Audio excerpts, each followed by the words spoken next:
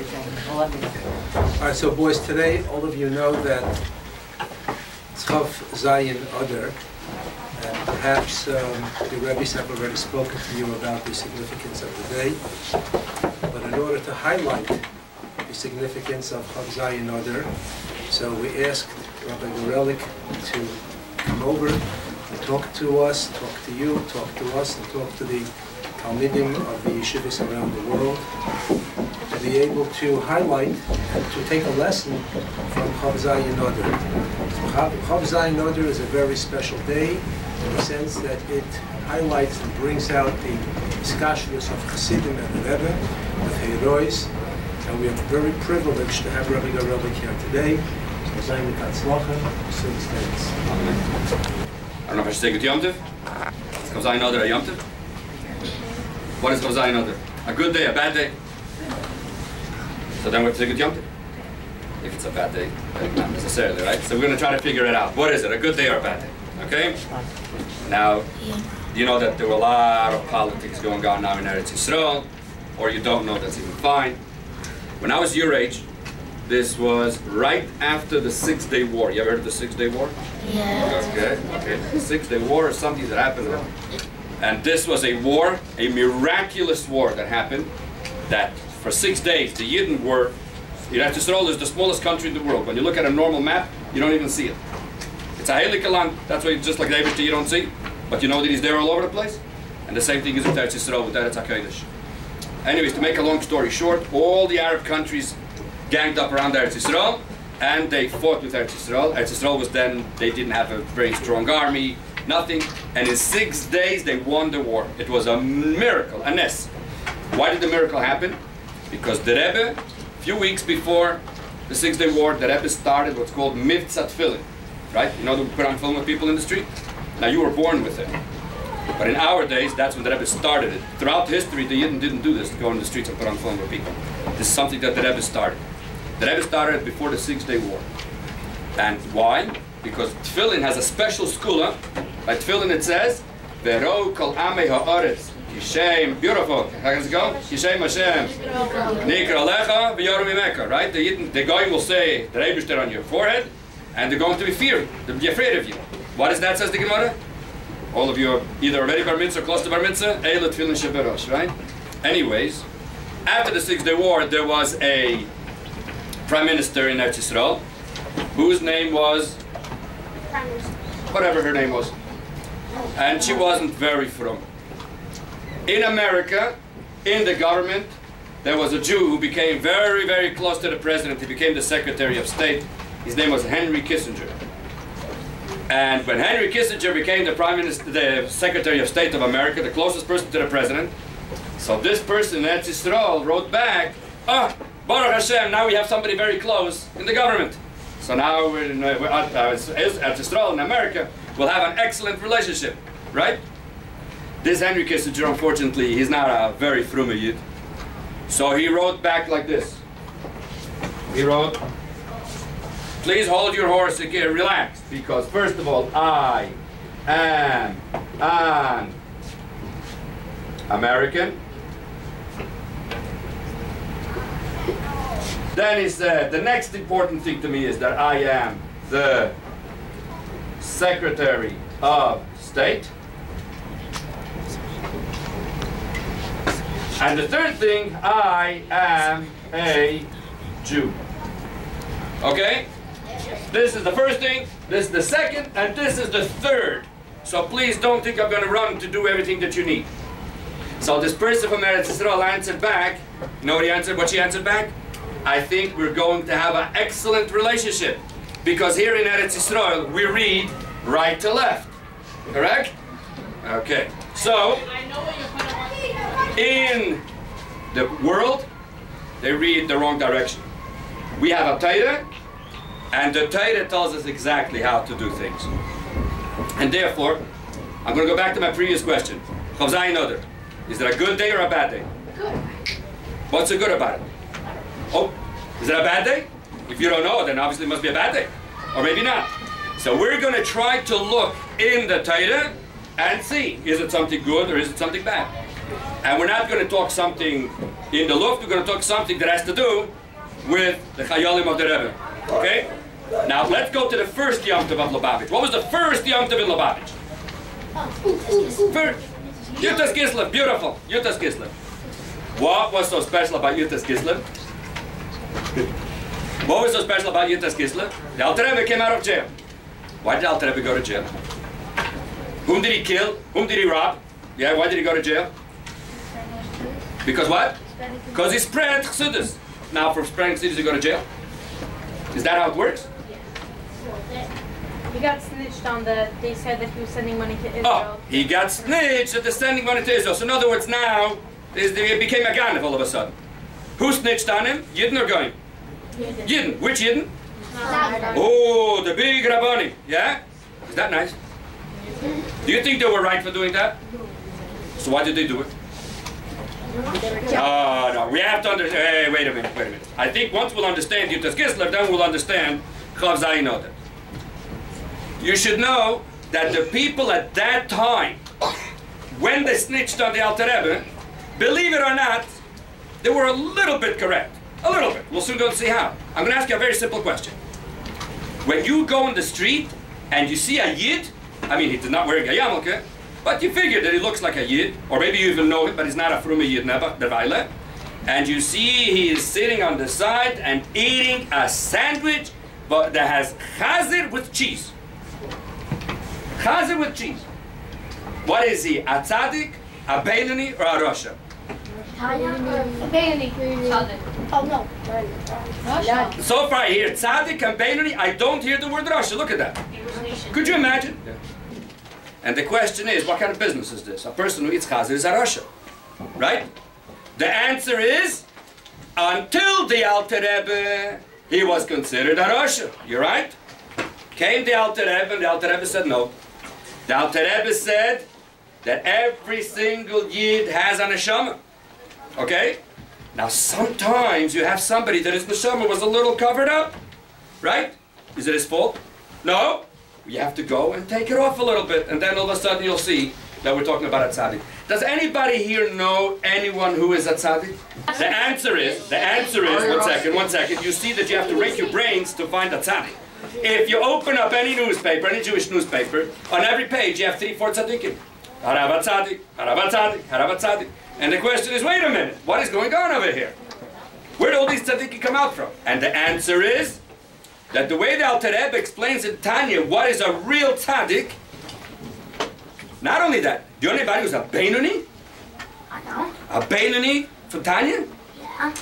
Someone who's living? So 1 second. So you don't even know beinoni. He don't even knows two tzaddikim. Look at that. I know that's from Tanya. No, that's where it's That is living today? Oh, okay. I'm talking about somebody. But the bottom line is, this I want to bring out over here. What I want to bring out over here, the Alter Rebbe changed the face of how we look at a tzaddik, at a beinoni, and a rasha.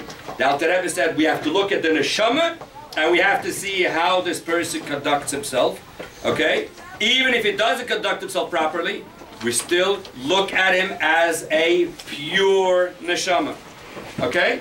Which means that now, if we see a real nice person with a nice white beard, or we see a Jew in the street who unfortunately doesn't keep Torah mitzvahs, do we stop him and ask him to put on tefillin?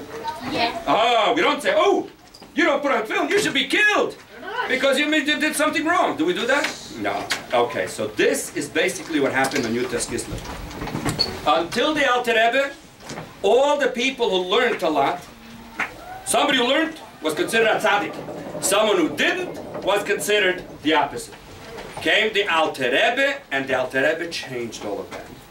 And the Alter Rebbe said, a Jew is not measured by what he learns, a Jew is not measured by what he does, a Yid is measured by one thing only, and that is his neshama. Therefore, the people in the time of the Alter Rebbe didn't like it. The Rabbanim of that time, they said, wait a minute, he's coming with a total new Torah over here. He's saying that the people who eat chazer are nice people. But that's not what Alter Rebbe was saying. They didn't hear the whole story. Those days, communication wasn't as good, and therefore, they were very upset at the Alter Rebbe. They thought that he's starting a new Torah. But it took a little while, and then finally now it became normal. Is it normal now to stop somebody in the street to put on film with them? Yeah. Sure. And not only Lubavitchers do it, others also started doing it, right? This is something that before the Alter Rebbe it would have never happened. And just to give you a little idea of what people thought of, like, do you ever hear of Rabbi Berditchev? Berditchev was a big, big chassid. He was a very good chaver of the Alter Rebbe. And just to give you an idea of how they looked those days at chassidim, because they didn't like the message that they're sending, there was one time a story that Rabbi Berditchev was in shul. And all of a sudden a traveler came in, a businessman. He came into shul, and he davened Shachris. Then Rabbi Yitzchak invited him for breakfast to his house. He came to Rabbi Yitzchak's house, and Rabbi Yitzchak asked him, "Oh, you're a traveler, you're a businessman. Maybe you could tell me a little what's going on in the world. Tell me something interesting that you saw." And he said, "No, nothing special." But Rabbi Yitzchak pushed him and said, "Maybe something else." So he said, "Ooh, yeah, I have something very interesting. A few weeks ago, I was in a town, not too far, whatever, the town over there. And I was there Thursday night, and I saw that if I'm going to travel further, I'm not going to get to my other town before Shabbos. So I stayed in this town. I went to shul on Thursday night. I'm going to make the story short.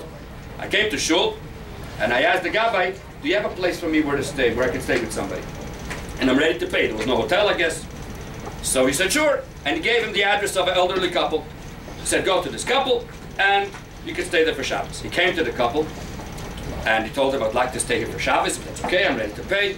They said, sure, you can stay, but there's a little problem. We have a son, we have an older son who's ill. He's not well. He's sleeping in the next room. And the doctors told us that he doesn't have much more time to live. And he may die tonight, he may die tomorrow morning. And tomorrow we're going to make halavaya. It's not going to be very comfortable, but we're just letting you know what's happening. And he figured that this time everything will be fine. Anyways, he stayed, woke up in the morning, the son had died. They made a whole halavaya Friday. And then, you see, we still stayed there for Shabbos. But you know, the halacha is that on Shabbos you're not allowed to be navelus, you're not allowed to mourn. So the Friday night meal was beautiful. Shabbos, they went to shul, and there was a perfect Shabbos, everything was perfectly fine. Came Motzei Shabbos Havdalah. The husband made Havdalah. The moment he finished the wine, the moment he finished Bracha Achreinu V'yitalacha, they both fainted, the husband and the wife. Because now they were starting Shiva, you know, Nabuch, the son passed away, and the people from the town started coming, and the father and mother, they were fainting away, and they kept on waking them up, and they make them feel better. Anyways, finally, the mother relaxed a little, but the father couldn't get relaxed. So this is what this traveler is telling the Levitza Berditchev. So he says at one point, the wife tells the husband, you know what? Why are we getting so upset that our son passed away? You know the story? No. Why are we getting so upset that our son passed away? If our son would have turned out to be a ritzeach, a murderer, would that be better? Baruch Hashem that he died. The husband looks at her and says, are you crazy? Why should he become a ritzeach? He grew up in this house. Why should he be a ritzeach? So then she says, and what happens if he would have turned out to be a ganev? Better that he died. He says, no. Why should he be a ganev? Then she says, and what happens if he would have turned out to be like his brother? Would that be okay? The father thinks for a moment and says, ooh, you're right. Thank God that he died and he didn't become like his brother. So now the traveler, he heard this, he turned to one of the people and he said, hey, who is this guy's brother? She says, shh.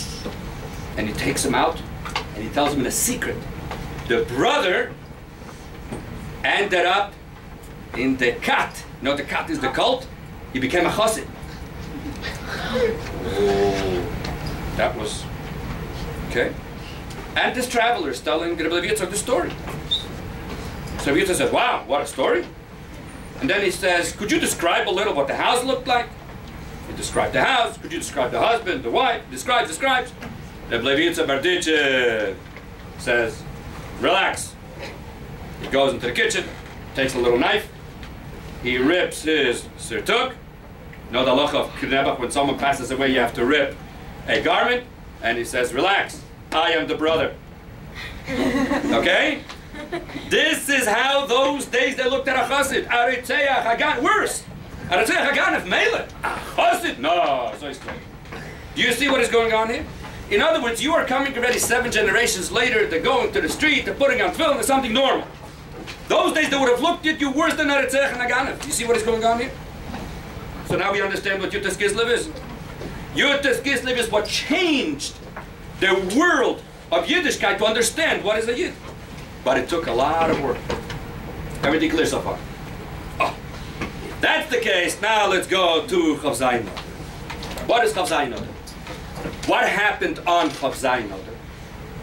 Till Chav Zayin Adar, I'm sure you all know, the Rebbe spoke sichos, Maimorim, and dollars, brachas, every Sunday, and what? Yechida stopped a little before that, 10 years before Chav Zayin Adar, Tafshim Mem. Okay? And all of a sudden came Chav Zayin Adar, the Rebbe got a stroke, and boom, stop. No more sichos, no more Maimorim. No. The only thing that we had was that for a half a year from Chav Zayin Adar till Rosh Hashanah, we didn't even see the Rebbe. Then for a whole year from Rosh Hashanah until the following year in Cheshvan, the Rebbe used to come out on the balcony, right? I'm sure you've seen videos of the Rebbe coming out of the balcony. Yeah, sometimes you see Yechi, right? Whatever. That's it. So sort of Chav Zayin Adar seems like put like a stop to everything, right? So now let's go back to original questions. Chav Zayin Adar good or bad? Bad. Seemingly terrible. Not only bad. The Rebbe stopped talking. We stopped seeing the Rebbe. Is that good or bad? Terrible, seemingly. Right? Oh. So now we have to go back to the Torah and see, wait a minute. Maybe this is part of a certain plan. You know, when you want to build a building, you want to build a massive building. Break it down. What's the first thing you have to do? Let's break it down. You have to rip the ground. You have to make a big hole. Right? Somebody walks by and says, why are you breaking the floor? Why are you demolishing? Why are you breaking? Ah, but if he understands that he's doing it because he wants to build a massive building, oh, he's not breaking. Not only that, what happens if I have a house which is four floors high, and I want to build a skyscraper which is 100 floors high? Do I build it on top of that house? It's not going to be strong enough. Of course it's not going to be strong enough. What do? You have to break it down, rip the whole ground, and then you can start building. So if you want to build something very big and strong, first, sometimes you have to break something, right? Comes the Rebbe and says, no. It looks like we're breaking, but we're not. What is it? Just like the Alter Rebbe in his time sent a message to the world, what really a Yid is, a neshama, and the people didn't want to hear it, they sent him to jail. But then everybody agreed. So too, the Rebbe sent a message to the world 50 years ago, when the Rebbe started. What's his message to the world? There's one message the Rebbe has for the world. Which is it? Mashiach is coming. Not everybody's ready to accept that. Okay? So a lot of people want to understand, see the beauty is, that why did the Alter Rebbe manage to do what he did? Because the Alter Rebbe had a whole bunch of chayolim. He had a whole bunch of soldiers, the chassidim, and they are the ones who pushed it through.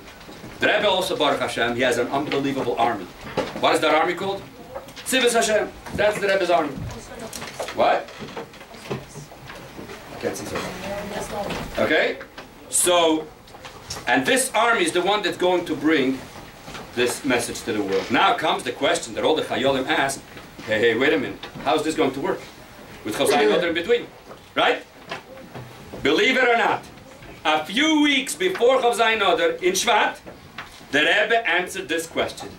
And you know what the Rebbe said? He said, don't think that Mashiach is going to come. It's a mystery. How, what, and where. The whole world thinks it's one big mystery. Mashiach is one big mystery. No. The Rebbe said it's very simple. Just like when the Yidden went out of Mitzrayim. Do you know that process? How did that process work? Did the Rebbe come to Moshe Rabbeinu and say, take the Yidden out of Mitzrayim, and the next day they went out of Mitzrayim? No. What happened? It was a long process. First of all, Moshe Rabbeinu had to go to Paroi. And then the Yidden stopped working. And then it took a year and a half until the Yidden actually got ready to go out from Mitzrayim. It was a process, right? On whose part? On Moshe Rabbeinu, the Yidden, right? They had to prepare. Especially in the last month when the Rebbe said, in this month, right? Like we're going to reach Shabbos, Pashas HaChodesh, you have to prepare and get a Korban Pesach and Bris Milah. In order to go out of Mitzrayim, it's not like this. It doesn't happen all of a sudden, poof, Mashiach is here, and we go out. No. Just like Moshe Rabbeinu, took a while and the process, the same way it's going to be when Mashiach comes. Says the Rebbe that one of the interesting processes of going out of Mitzrayim, what was it? How did it work? Moshe Rabbeinu came to Paro and said, send the Yidden out. Is that how it worked? Do you remember what it says in the pasuk? Let me ask you, how was it? Moshe Rabbeinu walked into Paro and said, Paro, the Rebbe told me that you should send out the Yidden out of Mitzrayim. Is that how it happened? And Paro said, no, I don't want to. Now, how did it happen? Oh, beautiful. The Rebbe said like this. He told Moshe Rabbeinu, these are clear psukim. The Rebbe told Moshe Rabbeinu, Ato tedaber el Paroi, you are going to speak to Paroi, ve'arei nochicha yiyeneviecha. So what happened was, believe it or not, Moshe Rabbeinu was like a funnel. You know what a funnel is? When you put something through a funnel, Moshe Rabbeinu was like a funnel. He walked into Paroi, together with Aaron, and he says, Paroi, Shalach es ami ve'yavduni. And Paro says, what? I don't understand what you're talking. I don't speak Hebrew. So who explained it to him? The way it worked is Moshe Rabbeinu came and said the words of the Eibishter in Hebrew. In Lashon HaKodesh. Exactly. In other words, the Eibishter is talking through Moshe Rabbeinu's mouth. Aaron, he's the one that explained it in English, in Egyptian, and as and he explained it all.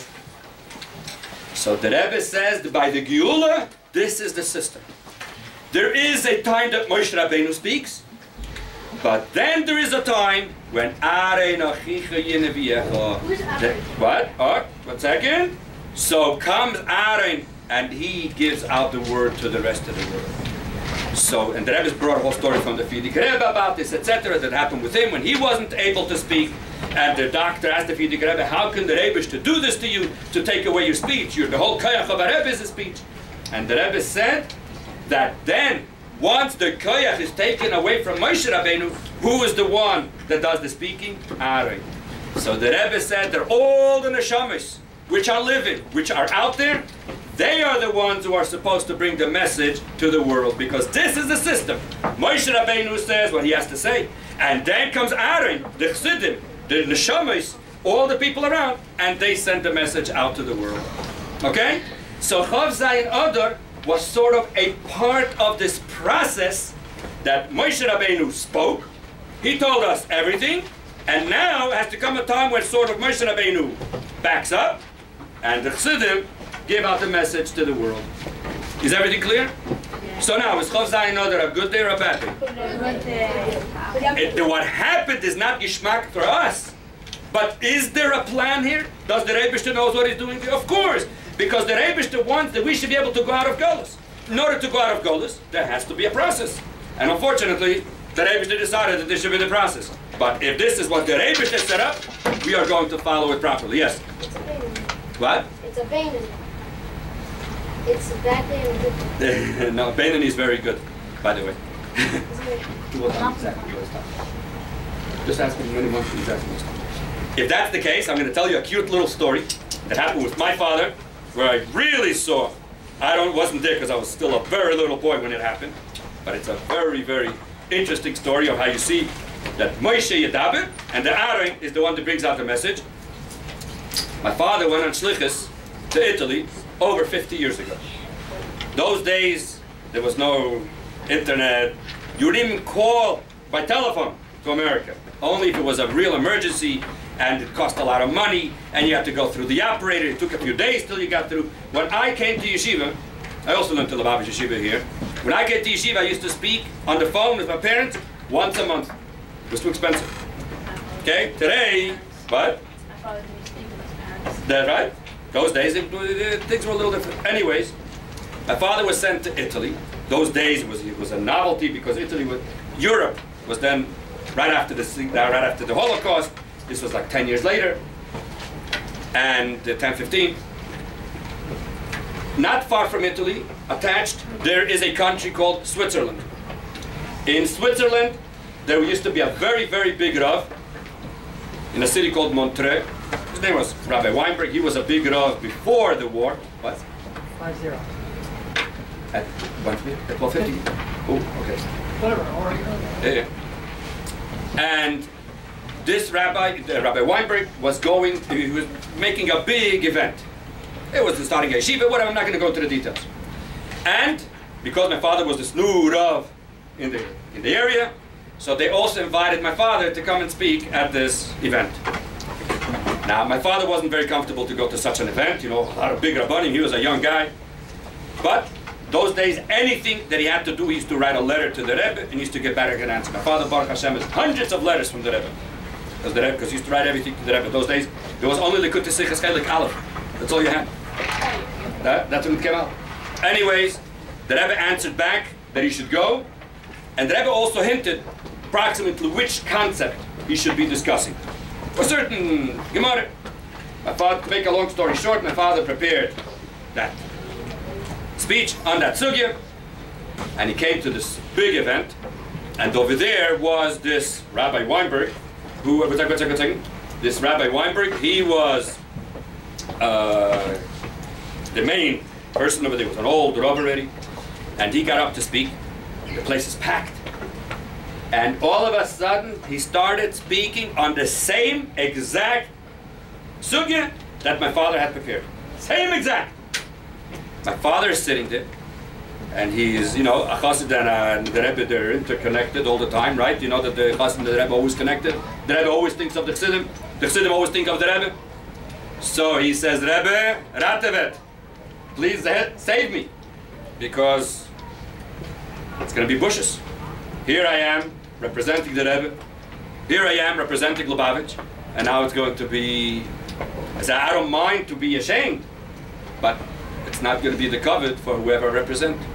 And if my father prepared 3 questions on the sugya, Rabbi Weinberg, who knew the whole Shas, Bavli, Yerushalmi, Rambam, Poskim, Balpeh, he started saying 20 questions on the sugya. And my father's sitting there and he's schwitzing, he doesn't know what's going to happen. All of a sudden, Rabbi Weinberg finished asking all the questions. He sat down. So somebody ran over and said, with a cup of water, Weinberg, everything okay? He says, yeah, everything is okay. Maybe you need water, maybe. No. She says, why did you stop? Why did you stop? So he says, weil ich bin metushtish. I am all mixed up. I can't continue. So they waited a few minutes, and he's not continuing. And he said, no, stand up the next speaker. Who was the next speaker? My father. So my father went up, and he said, no, since Rabbi Weinberg started speaking about this subject, so we'll continue on it. And my father just put down a beautiful answer to the basic question, and everybody was sitting there, and they just couldn't believe it. This 26-year-old comes right there on the spot. Rabbi Weinberg asked all these questions, and he puts it right there. Okay, everybody felt something is a little funny here. Either my father spoke to Rabbi Weinberg before, and people tried to find out, what was this orchestrated? And they knew Rabbi Weinberg never saw my father before. And he doesn't stop and speak in the middle of a speech. And this, you don't orchestrate something like this. So this is where my father's name became much bigger than in Europe, although he was very young. Oh, but nobody was saying that Rabbi Garelick. They were saying, oh, this chassid of the Rebbe, oh, this chassid, the Lubavitch Rebbe, has very big chassidim. And because of that, many big rabbanim, I'm not going to say all their names here because it's not important, used to stop by in Milan in our house. All the big Rosh Yeshivas used to stop on the way because he used to go into Europe. He used to make a stop in Italy, and the rabbanim from America, etc. Why? For the covet of the Rebbe. By the way, if you want, I'll just tell you a cute little thing that happened after that, because we have another 2-3 minutes. Rabbi Weinberg, he also was a bit impressed. And he asked my father, he said, look, my minhag is that after we finish one of these gatherings, that I take 2 or 3 of the Rabbanim, I pick 2 or 3 of the biggest goyim, and I take them to my house and we talk and learn. So today I would like you to come to my house. Okay? He comes to his house, and Rabbi Weinberg tells my father, "Du hast mir mechaya given. You gave me life today. Such a young guy, such a big London. You can ask me any question you want in Shas and Poskim, and I'll answer you." My father looks at him and says, "Rabbi Weinberg, Baruch Hashem, I have no questions in Shas and Poskim. Alles is klar. I have a different question." "What is my question?" So he said like this. He remembers, my father remembers, when he was in 770 as a bucket, one night of Yechidus, you know, the Rebbe used to have Yechidus first 3 times a week, Sunday, Tuesday, and Thursday. Yechidus, you know, the Rebbe used to take private people in his room. Baruch Hashem, I managed, so I also had the big, I should have brought the hat of Agada that I got from the Rebbe. Okay, next time. Anyways, so here, my father heard one night of Yechidus that there was somebody that came to the Rebbe in Yechidus, and Rabbi Chadakov, who used to take care of the Yechidus, said, "I'm sorry, you can't just walk into the Rebbe. You have to make an appointment a few months in advance." So he said, "If you tell the Rebbe that I am so-and-so is related to Rabbi Weinberg from Montreux, the Rebbe for sure will say that they should let me in." So Rabbi Chadakov went to the Rebbe and took it. And the Rebbe said you should come in. So my father told Rabbi Weinberg, those days we tried to figure out who is this Rabbi Weinberg. And it turns out we heard that the Rebbe got smicha from Rabbi Weinberg. Wow, smicha. You know what it means to get smicha? I always thought smicha is garnished, right? And the Rebbe had smicha, so we all knew that the Rebbe had smicha from the Ragachove. The Ragachove was the biggest guy in the previous generation. But now all of a sudden the story came out that the Rebbe asked him to Rabbi Weinberg. What's the Pasamaizim Rabbi Weinberg? So my father asked Rabbi Weinberg, "This is the kasha that I have. Who is this Rabbi Weinberg?" Which was him. The Rebbe had to get smicha from him. So he takes my father, he was an older man already, he gives my father a tap on the back, he says, "Bis gerecht, you're correct. The Rebbe doesn't need my smicha." But I'll tell you the story. And he said as follows. When the Rebbe was in Berlin, you know the Rebbe was in Berlin and then in Paris, and the Rebbe so-called went to university, right? The Rebbe learned in university less than what you guys do here. The Rebbe didn't have to go to university. The Rebbe used this concept of university just like the Rambam and the Ramban. Why did people respect them? Because they also knew worldly things. So the Rebbe used that in order to be mekar of all the Yidden all over the world. That's why professors used to come to the Rebbe and all types of people, and they used to be very impressed with the Rebbe. That's why the Rebbe did that. Anyways, but the Rebbe was in Berlin in the university, and the Rebbe did not want to go on Shabbos. The Rebbe didn't want to do certain things, you know, that they're only going to do. So he went to the faculty, to the principals, and he said, "How do I get out from not coming on Shabbos, not taking certain concept?" So they told him, "If you bring us a note that you are a rabbi, you're off." So the Rebbe asked, "Who should I go to?" So they said, "Here in Berlin, there's a Beis Medrash called Beis HaMedrash LeRabbanim. The head is Rabbi Weinberg. Go to Rabbi Weinberg, if he gives you a smicha, you got it." Okay? The Rebbe comes to Rabbi Weinberg. So Rabbi Weinberg is telling my father, one day, this younger man, a beautiful looking guy with a full beard, he says, in Berlin, there's no beards. Nobody had a beard in Berlin. Rabbi Weinberg, I'm not going to get into it. But those days, nobody had a beard. Meet all this young, beautiful younger man with a full beard. He comes in and knocks on my door, and he says, "I need your help." Rabbi Weinberg says, "Younger man, huh? What's your name?" The Rebbe didn't want to exactly say what his name is. The Rebbe was very shy. And then he said, "What do you need?" He said, "I'm here in university. And I don't want to go on Shabbos." Rabbi Weinberg says, "In university?" He said, he told himself, "A younger man. Tabor, in university. Something doesn't make sense." Anyways, he says, "What do you need?" So he told him that I need a zettel, that I'm Arav, so this way I don't have to go on Shabbos and other things. So Rabbi Weinberg said, "Okay." So the Rebbe asked me, "How are you going to test me?" So Rabbi Weinberg, when he heard such a question, he thought that the Rebbe doesn't know how to learn. So the Rebbe wants Rachmanis, so he shouldn't test him too hard. By the way, do you know that the Rebbe by Bar Mitzvah was very abaki b'Shas? Do you know by Bar Mitzvah the Rebbe knew the whole Shas Balpeh, yeah? I'm not going to get into it right now, but, and plus, there's a lot, we don't have the time, so I'm not going to go into it now. So, when Rabbi Weinberg heard such a question, "How am I going to test you?" He said, "You know what, here, we'll pull out a Gemara, I'll give you a daf, go home, prepare it, come back tomorrow, and I'll test you." So the Rebbe looks at him and says, "Se passt nicht von mir." But, you know, I mean, "Se passt nicht von mir." It's not proper. So he asked the Rebbe, "Wie soll ich erfahren? How do you want me to test you?" So the Rebbe said, "You gave out 2 months ago a booklet about a shaila, a very, very, very tough shaila. I'm not going to discuss now what it is, which most people never even heard the shaila, never mind the whole sugya." So the Rebbe said, "Let's talk about that." So Rabbi Weinberg says, "In a halbe minute, habe ich gesehen, in a half a minute, I saw that I have in front of me a ilui otzum." You know what means a ilui otzum? An unbelievable going. So I gave a smicha. So he says, "That's a smicha that I gave to the Rebbe." Okay? Which means the Rebbe didn't need a smicha. The Rebbe just needed to settle that he's out, but ultimately, that's what it was. So we see over here the concept of the Are Achicha Yihi Neviyecha. That the system is, the Rebbe speaks, and then there has to be a period of time where the Chayolim of the Rebbe, the soldiers of the Rebbe, are the ones who go out and they conquer the world with the Rebbe's words. And that period is a short period of time, and we ask the Rebbe that it should be very, very soon. And therefore, when someone wants to know what is, I wanted to discuss a whole very interesting thing here that has to do with Yud Aleph Nissen, with Mishnayos Baal Peh, but unfortunately we don't have the time. Yeah? Yeah, you have time, yeah. Yeah, we have another? Yeah. I'm going to try to squeeze it into 3-4 minutes. What was the Rebbe's first mitzvah? Do you know? Oh, favorite. No, the Yom Yom was the first sefer. No? The first thing, now, you know there's a sefer called Hayom Yom? This is one sefer that every Chayil Beis David has to know by heart. Okay? You have to know it by heart. At least you have to know exactly what's in there. At the end of the whole Hayom Yom, first of all, in the beginning you have the Shalshelas Beis Harav, the history of the Rabbeim, the genealogy, right? Who was the Rabbeim's oldest grandfather? How far back can you go back? Before the Alter Rebbe, who was there before? David HaMelech. How do you know it came from David HaMelech? Oh, does anybody know? How do we know that the Rebbe comes from David HaMelech?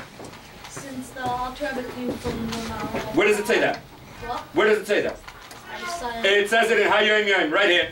Right to the front of Hayom Yom. Shalshelas, Hayachas, Verosh Prokim, Mitoldas Beis Rabbeinu. Nesiei Chabad, the Nesim of Chabad. A Nasi, you know what a Nasi is? Right? So it says over here clearly that the first one was the Maral. The Maral comes from Beis David. And then there's 7 generations from the Maral to the Alter Rebbe, and then the Alter Rebbe to the Rebbe, another 7 generations. Then at the end of the Hayom Yom, we have what is the description of the Rebbe's work. And one of the first things that it says over here is Mishnayos Baal Peh. The Rebbe started with the Frierdiker Rebbe. The Rebbe started a concept of Mishnayos Baal Peh. The people should learn question Mishnayos Baal Peh. What's that with Mishnayos Baal Peh? I'm going to tell you something very interesting. We're going to try to squeeze it in very quickly. We say that our Rabbeim are a Nasi, right? Nesim, right? Do you know, when do we talk about Nasi? In a few days. In a few days. What are we going to talk about Nasi? What? Yeah, but how often do you talk about Rabbi the Nasi? Where is there a time that all the Yidden talk about the Nasi? In the month of Nisan, we say the Nesim, right? How many of the Rabbeim have a birthday during the time of Nesim? How many Rabbeim have a birthday? One. Which one? The Rebbe. The Rebbe. The Rebbe is the only one that has. In which day does the Rebbe have his birthday? Yud Aleph Nisan. Who's the Nasi? Who's the Nasi of Yud Aleph Nisan? No. Okay.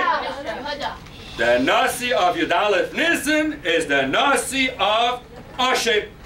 Comes the question, Vikum Daran Asher. What's the connection of Asher? Right? Just very briefly, we said before that the system how Chazayin Adar is just like by Yetzias Mitzrayim. It's a process.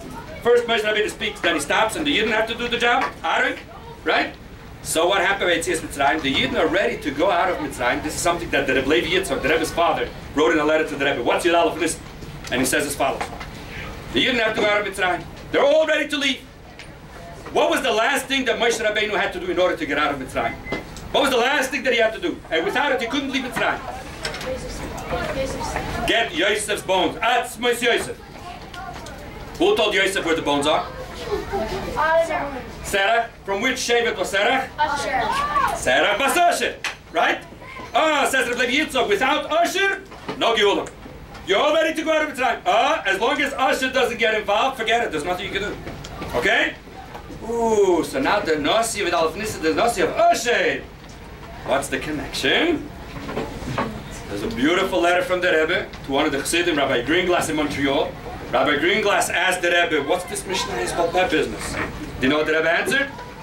Mishnayos Balpeh, because there's a Medrash. The Medrash says as follows, that when a Yid goes up L'mayla and they judge him, is he going to go to the right or to the left? And unfortunately, there's a Jew that they're going to take him to the opposite, to Gehenna. And he's there by Gehenna and he doesn't want to go in. So he screams, Reuben, help me, Shimon, help me. And there's nobody to help. All of a sudden he says, Asher, help me. Asher says, sure, no problem, but let me ask you a question. That's what the Medrash says. Did you ever learn a Mishnah in your life? And the guy says, yes. Asher says, ooh, you learned a Mishnah? I'll get you out of here. And he takes him away. Learn one Mishnah, out of Golus. That's why says the Rebbe, started Mishnayos Balpeh. This way every single Yid learns at least a Mishnah. And Gehenna and Golus is the same thing. This way we get all the Yidden out of Golus. Do you know that there's something called the Yud B'Psukim? Yeah. Yud B'Psukim, and not only called Yud B'Psukim, they're also called Yud B'Psukim, Umay Mare Razal. One of them is Kol Yisrael Yeshlim Chelek Al-Abash, and Ema V'Ama Kulam Tzadikim, right? That's a full Mishnah. Why? Because the Rebbe wants to take everyone out of Golus. So now we understand what the whole concept of Yud Aleph Nisan is very briefly. So therefore, guys, you are the Chayolim, you are the Aren Achicha Yeneviecha, you are the ones who have to bring the message of the Rebbe to the world, and that is what Chav Zayin Adar is. The day when the Rebbe stops, and the Rebbe says, guys, get to work. Okay? Are you going to get to work? I don't hear you. Are you going to get to work? Yes! Hatzlacha Rabba. Who's this?